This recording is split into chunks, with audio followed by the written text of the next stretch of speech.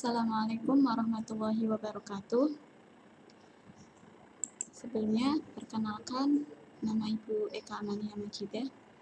Saya yang akan mengampu pelajaran ekonomi kelas 12 pada semester ini.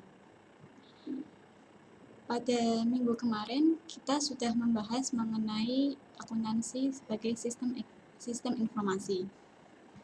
Tapi materinya belum selesai.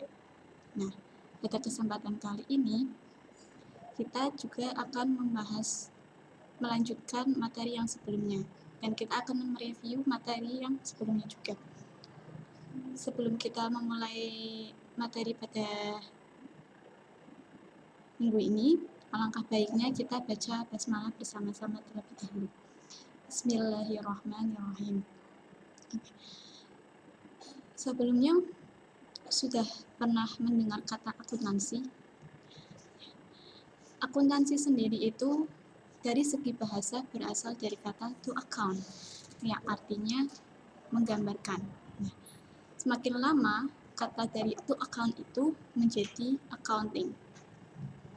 Menurut Sumarsono SR 2004, beliau mendefinisikan akuntansi sebagai proses mengidentifikasi, mengukur, dan melaporkan informasi ekonomi untuk memungkinkan adanya penilaian dan keputusan yang jelas dan tegas bagi mereka yang menggunakan informasi tersebut.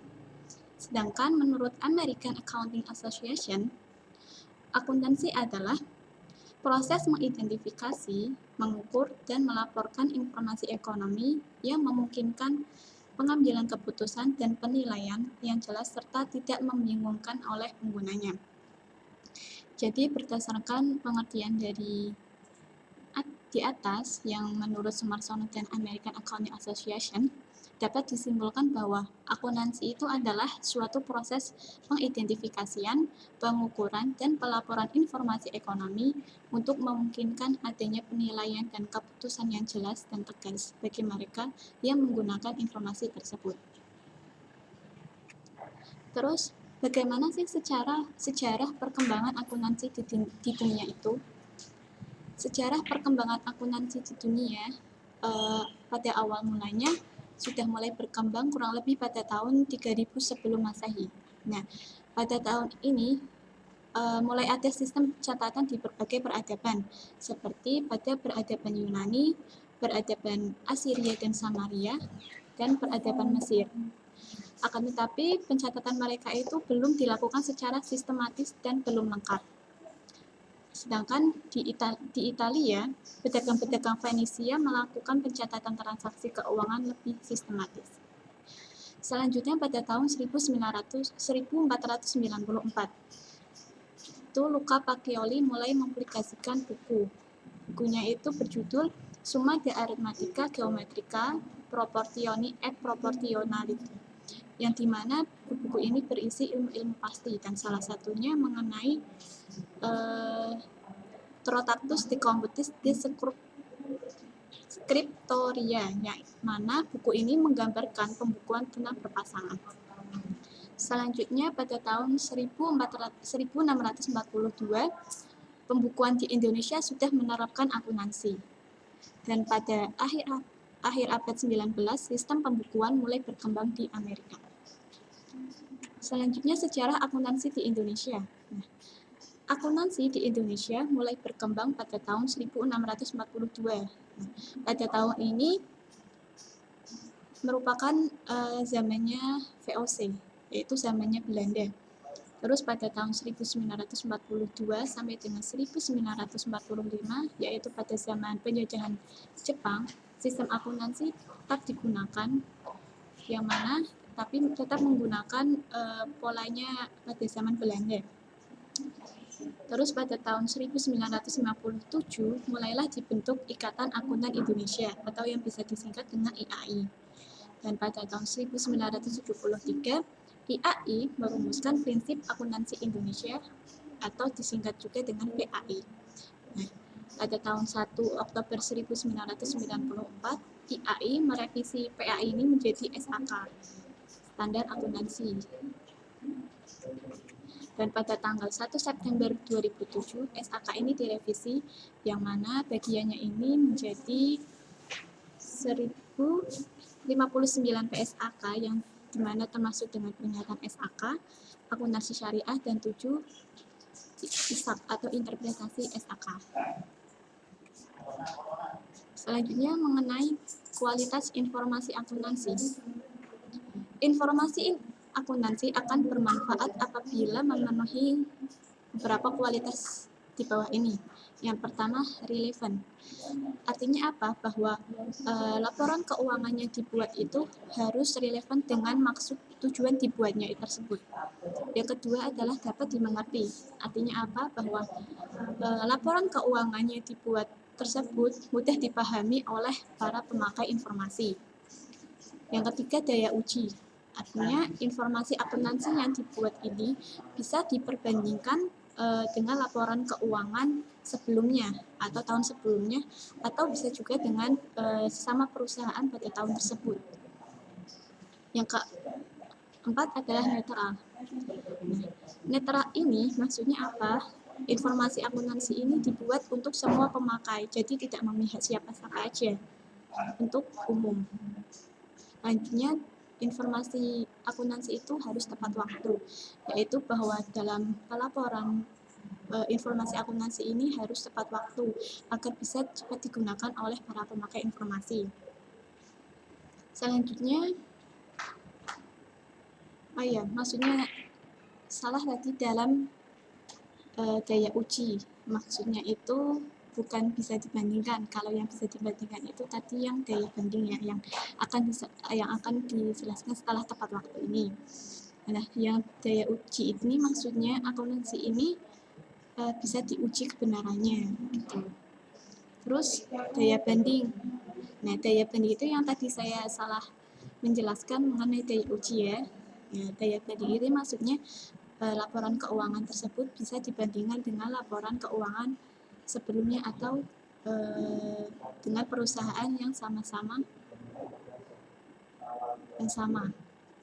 Terus selanjutnya adalah lengkap, bahwa informasi akuntansi yang baik itu yang lengkap. Maksudnya apa? Memenuhi semua kualitas informasi yang 6 itu. Selanjutnya, prinsip dasar akuntansi. Prinsip dasar akuntansi yang pertama adalah accrual basic, artinya bahwa pencatatan transaksi dicatat pada saat terjadinya peristiwa ekonomi. Semisal pada hari ini terjadi penjualan, entah itu penjualannya secara utang ataupun cash, itu tetap dicatat pada hari ini. Yang kedua, kelangsungan usaha. Artinya apa? Bahwa kegiatan perusahaan dilakukan secara berkesinambungan atau terus-menerus. Jadi usaha dari usahanya tersebut itu bisa berlangsung untuk terus-menerus untuk jangka panjang, tidak hanya untuk 1 tahun atau 2 tahun saja. Terus yang ketiga, kesatuan usaha, yaitu perusahaan merupakan suatu kesatuan ekonomi. Yang keempat, relevansi atau pengaitan biaya. Maksudnya bahwa biayanya yang tersebut yang ada di laporan keuangan itu sesuai dengan apa yang terjadi. Terus harga perolehan. Artinya apa? Bahwa setiap transaksi pembelian suatu barang harus dicatat sebesar harga perolehannya. Semisal kita menjual barang, nah barangnya itu ditawarkan dengan harga 10 juta. Setelah ada proses tawar-menawar, harga akhirnya itu menjadi 9.500.000. Nah, terus apa yang harus dicatat? Berapa harga yang harus dicatat pada laporan keuangan? Apakah yang 10 juta atau 9.500.000? Nah, sesuai dengan prinsip dasar akuntansi, nominal yang harus dicatat dalam laporan keuangan sesuai dengan prinsip dasar akuntansi harga perolehan adalah sebesar 9.500.000. Selanjutnya, kita akan membahas tentang konsep dasar dari laporan keuangannya. Yang pertama, konsep entitas usaha. Artinya bahwa perusahaan tersebut harus bisa, konsep entitas usaha ini penting karena membatasi data transaksi dalam sistem akuntansi terhadap data yang berhubungan langsung dengan kegiatan usaha. Yang kedua, dengan konsep kelangsungan usaha, artinya usahanya itu bisa berjalan terus-menerus atau berkesinambungan, tidak hanya untuk 1 tahun atau 2 tahun saja. Yang ketiga, konsep dasar keuangan, artinya bahwa dalam penyusunan laporan keuangannya tersebut harus menggunakan satu kesatuan unit pelaporan, semisal menggunakan rupiah ataupun dolar. Itu kalau rupiah berarti harus menggunakan rupiah terus. Kalau menggunakan dolar, maka pelaporannya harus menggunakan dolar terus. Yang keempat, konsep realisasi penghasilan. Artinya apa? Bahwa konsep ini ditulis berdasarkan adanya penjualan atau penyerahan jasanya saja, tidak hanya pada saat pembayarannya saja. Jadi apabila ada transaksi hutang, maka tetap harus ditulis, bukan hanya ditulis pada saat dibayarnya saja. Yang kelima, konsep harga pokok. Konsep harga pokok ini pengukuran aset sebesar nilai perolehan awal dan pengukuhan kewajiban sebesar nilai yang harus dibayar ketika jatuh tempo. Selanjutnya, konsep membandingkan antara penghasilan dan biaya. Artinya apa? Konsep ini menghendaki adanya ketetapan dalam membandingkan penghasilan satu periode itu dengan biaya untuk memperoleh penghasilan tersebut. Terus konsep konsistensi. Artinya bahwa konsep ini menghendaki penggunaan metode-metode yang sama secara tepat pada saat periode ke periode selanjutnya. Jadi metode yang harus digunakannya itu sama setiap tahunnya. Terus konsep penjelasan atau pengungkapan. Nah, konsep ini menghendaki agar laporan keuangan mencakup informasi yang diperlukan untuk penyajian yang terbuka, sehingga tidak membuat pembaca keliru menafsirkan laporan keuangan tersebut. Selanjutnya, konsep materialistis. Artinya bahwa pelengkap dari konsep penjelasan. Nah, materialis ini adalah konsep dari penjelasan. Dalam konsep ini dikehendaki bahwa hal-hal yang material atau dipandang berbobot, baik jumlah maupun keadaannya, memerlukan penjelasan yang memadai. Selanjutnya konsep hati-hati, dan yang terakhir konsep biaya. Siklus akuntansi. Selanjutnya kita akan membahas mengenai siklus akuntansi. Yang pertama, dalam membuat laporan keuangan, kita harus memulai dengan tahap pencatatan. Ya, dalam tahap pencatatan ini berisi yang pertama pembukuan atau penerimaan bukti transaksi, yaitu apabila ada transaksi maka kita harus mencatatnya. Terus setelah dicatat kita membuat jurnal. Pencatatannya itu dibuat dalam jurnal. Setelah dalam jurnal kita posting ke buku besar. Selanjutnya tahap pengikhtisaran. Nah, apabila setelah diposting ke buku besar, maka laporan tersebut kita ditulis lagi ke neraca saldo. Terus dari neraca saldo di jurnal penyesuaian disesuaikan sesuai dengan fakta yang ada. Dan selanjutnya neraca lajur. Nah, setelah di neraca lajur, maka kita bisa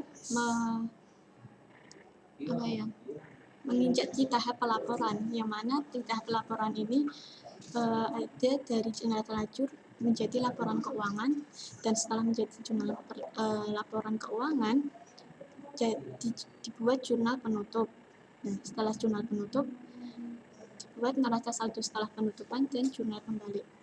Untuk lebih jelasnya nanti akan dijelaskan pada bab selanjutnya ya, untuk siklus akuntansinya. Selanjutnya kita akan membahas tentang memakai informasi akuntansi. Informasi akuntansi dari laporan keuangan ini bisa digunakan oleh beberapa pihak, yaitu terdiri dari pihak internal maupun pihak eksternal.